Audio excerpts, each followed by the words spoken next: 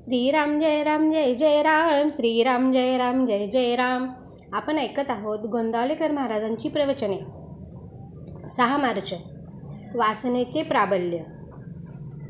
माझ्या निरूपणाचा तुम्हास विसर पडतो म्हणून बरे आहे.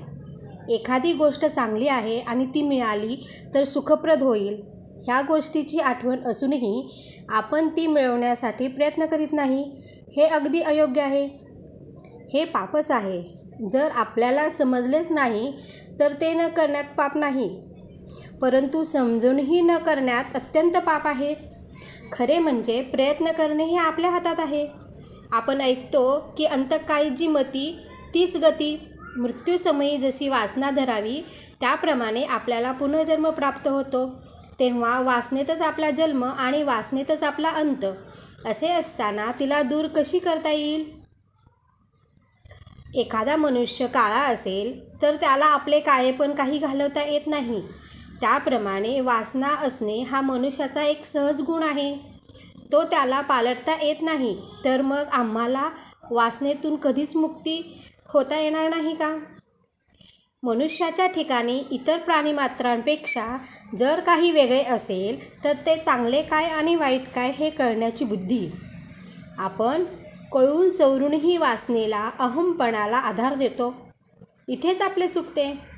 आपला अहमपणा इतका खोल गेलेला आहे की आपल्याला हे सर्व माझेच वाटते.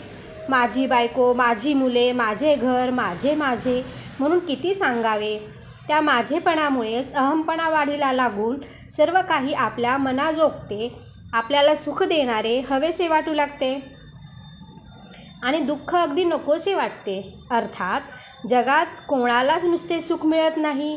असे असूनही अहमपणाला बळी पडून सुखाच्या लालची मनुष्य मरेपर्यंत बरी वाईट कृत्य करीत असतो आणि त्याप्रमाणे त्याची वासना बनत जाते.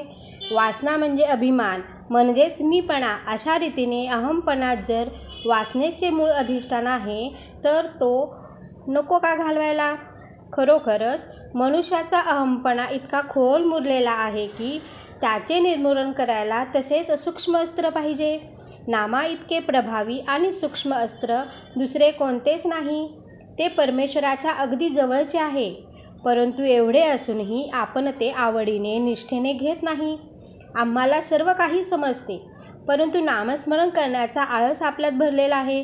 भगवंत करता आहे असे अनुसंधान जो रात्रंदिवस ठेवील त्याचाच अहंकार जाईल.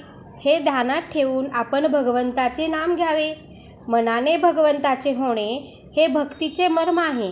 आपल्याला जे पाहिजे ते त्याच्याजवळ मागावे.